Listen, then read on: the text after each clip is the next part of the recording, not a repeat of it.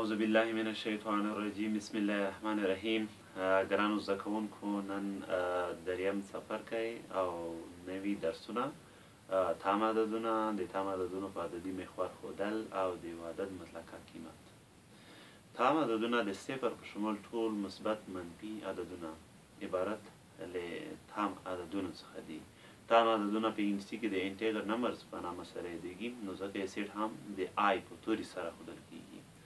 او په سیټ کې دغه درې ټکي چې هلته شته دا په خپله د عددونو د امتداد معنا ورکوي، په دې معنا چې مثبت او منفي عددونه تر مثبت لایته نهي او منفي لایته نهي پورې امتداد لرلی شي. مثبت عددونو مفهوم: ټول هغه عدد چې د صفر څخه لوی دي مثبت عددونه دي، او ټول هغه عددونه چې د صفر څخه کوچني دي منفي عددونه دي یا منفي تام عددونه دي.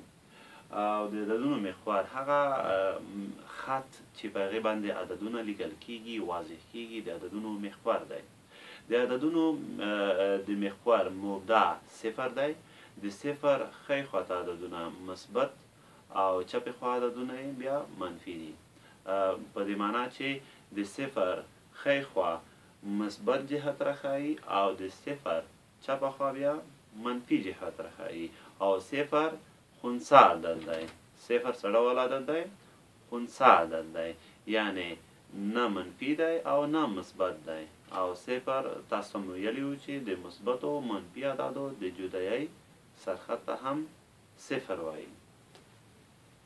نو د صفر بیا هم وایم چې ښی خواته عددونه مثبت تام عددونه دي او چپې خواته یې منفي تام عددونه دي. بیا هم درې ټکي د امتداد په معنا دي، هم چپې خواته او هم ښی خواته.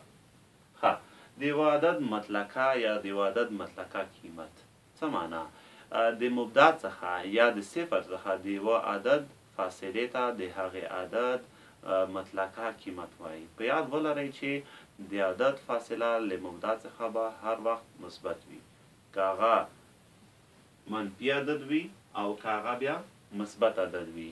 که موږ د هغې فاصله ټاکو باید فاصله یې هر وخت لپاره مثبت ولیکل شي، ځکه چې فاصله هیڅکله منفي نشي کېدی. په دې معنا چې موږ هر طرف ته چې څو هغه زموږ مثبت جهت دی. داسې نشي کېدی چې زه دې طرف ته ځم او فاصله مو دې طرف ته طی کېږي. نو ځکه هر وخت لپاره باید فاصله د یو عدد مثبت په یاد کې ولرو. او بله مهمه خبره دا په یاد کې لرئ چې د هر عدد چې موږ مطلقه قیمت پیدا کوو هغه عدد باید د دغو دوو عمودي خطونو په منځ کې باید ولیکل شي. او بله مهمه خبره دغه یاد لرئ چې د صفر مطلقه قیمت په خپله صفر دی، ځکه صفر په دې معنی چې هیڅ فاصله نه لري. او د مطلقه قیمت د یو عدد لپاره چې موږ یې پیدا کوو یو ښه مثال هم شته دلته. مثال منفي لاس مطلقه قیمت مساوي دی د مثبت لاس سره، ځکه ما ویلي وو چې که یو عدد په منفي جهت کې وي او که په مثبت جهت کې وي فاصله به هر وخت لپاره مثبت وي. نو که دلته منفي لاس دی او که مثبت لاس دی فاصله د دواړو یو شان ده، هغه د څو واحدو په اندازه ده؟ د مثبت لس په اندازه ده. که زه ووایم چې منفي یو د صفر څخه په منفي جهت څو واحده فاصله لري؟ یو واحد. که زه ووایم چې مثبت یو د صفر څخه په مثبت جهت څو واحده فاصله لري؟ یو واحد.